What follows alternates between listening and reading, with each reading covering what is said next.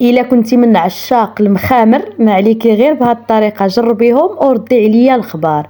انا متاكده الا جربتيهم غادي تولي مدمنه عليهم بهذه الطريقه، وكيجيو هشاشين ومفشفشين وما غاديش تشبعوا منهم. صراحه كيجيو رائعين بزاف. قبل ما نبداو الفيديو كيف العاده ما تنساوش تفرحوني بلايك للتشجيع. وهنايا في واحد الاناء غادي نديرو 3 ديال الكيسان ديال الدقيق انا استعملت نوع جيد ويكون رطب.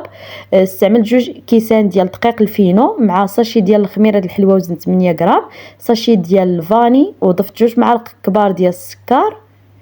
كنضيف هنايا واحد المعلقه ديال الخميره د الخبز، نص معلقه ديال الملحه. صافي كنخلطوا النواشف بهذا الشكل هذا. من بعد كنديروا كاس ديال الحليب وكاس ديال الماء يكونوا دافيين.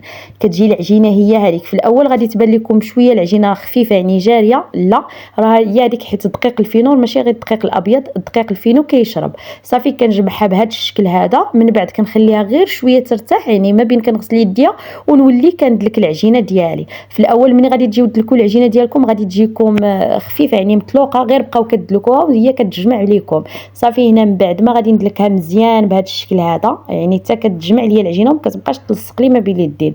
كتجي العجينه مدلوكه بهذا الشكل ها. نتوما كيف شفتوا معايا شدات راسها. صافي كنشكلها كويرات اللي كيكونوا صغارين. المهم هنا الحجم نتوما كتحكموا فيه.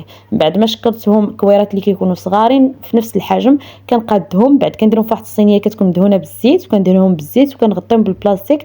كنخليهم غير يرتاحوا ماشي يخمروا. ضروري ما يخمروش البنات، غير يرتاحوا العجينه باش منين نجيو نطلقوها تخدم لينا.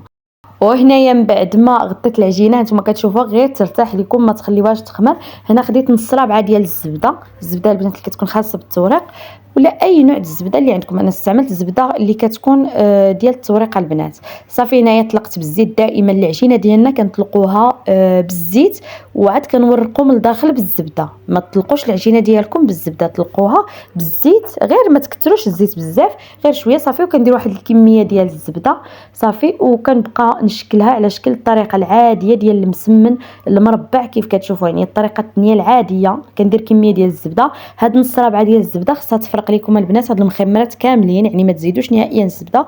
صافي من بعد ما استمرت بنفس الطريقه كملتهم وليت عاود جمعتهم بهذا الشكل هذا، يعني كاملين. من بعد ما ربعتهم بهذا الشكل كنولي نجمعهم وكنجمعوا وكنقلبهم كيوليو دائريين.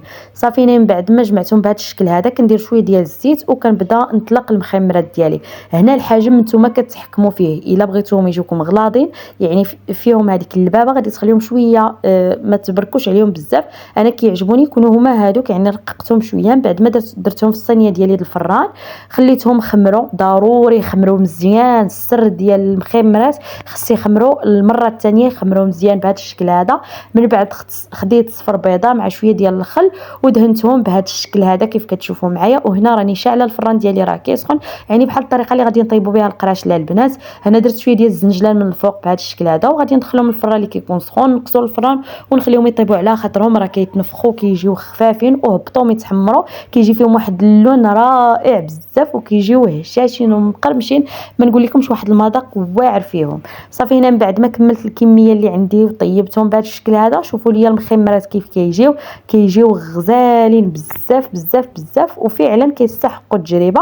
غادي نقسم لكم باش تشوفوا معايا المخمرات كيف كيجيو. نتمنى ينالوا اعجابكم وبالصحه والراحه.